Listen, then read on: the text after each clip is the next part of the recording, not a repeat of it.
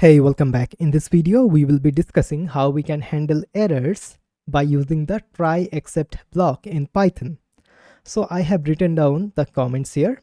The try block lets you test a block of code for errors. Okay. The except block lets you handle the error. All right.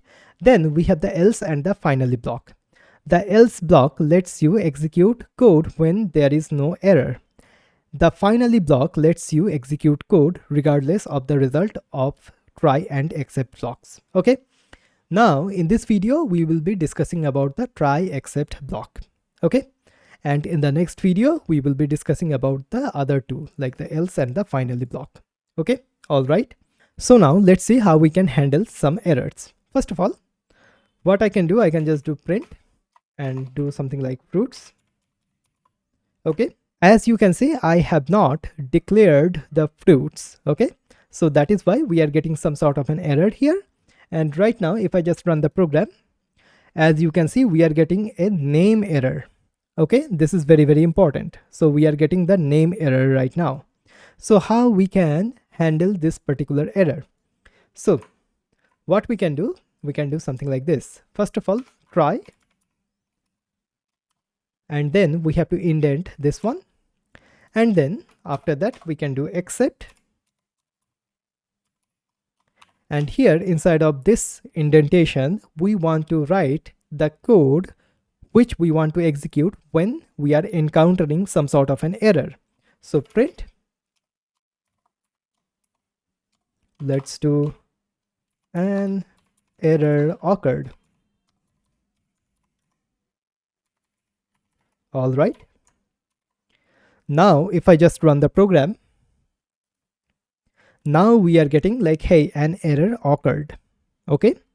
So in that way, we can handle our errors by using the try except block.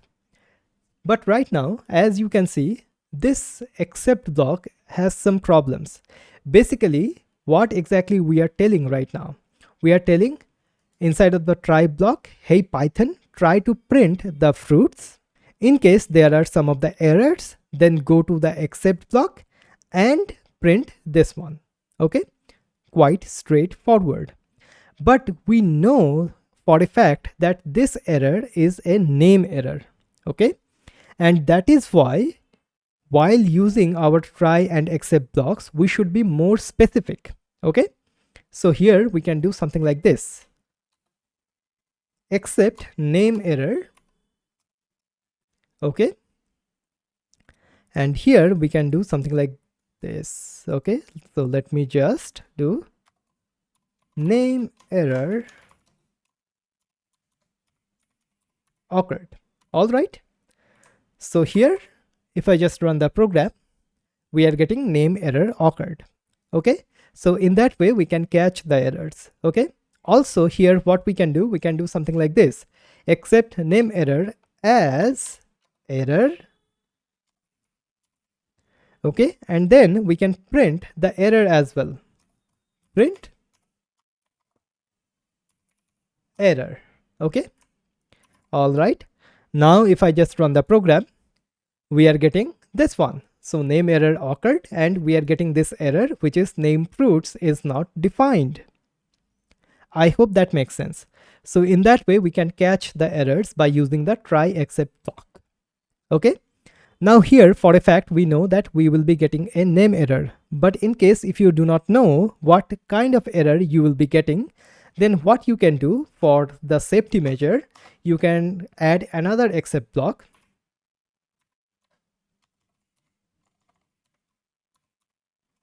Except, and then here I can do something like this.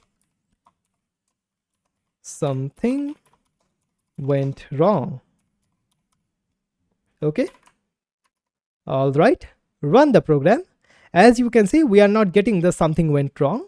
But in case if I just do something like this, like def name colon. Okay. So this is some problematic code here.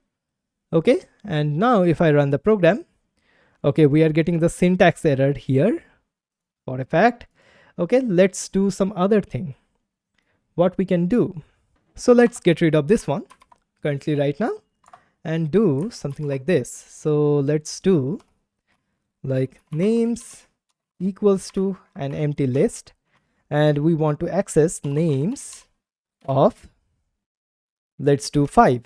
Okay, all right. Now if I just run the program, as you can see, we are getting the name error right now because of this line. But if I just comment out that line, okay, so we are not getting the name error right now. Now if I run the program, we are getting something went wrong, because the error which we are getting is the index error, right? And that is why we are not checking for the name error here. We are just going to this except block, which will catch all of the other errors except for the name error. Okay, so here we can do something like except index error as well, and so on and so forth. You can do all sort of things here. Okay, but I will not do that. So I think you get the idea. Okay, so how we can use the try except block to catch and handle errors in Python.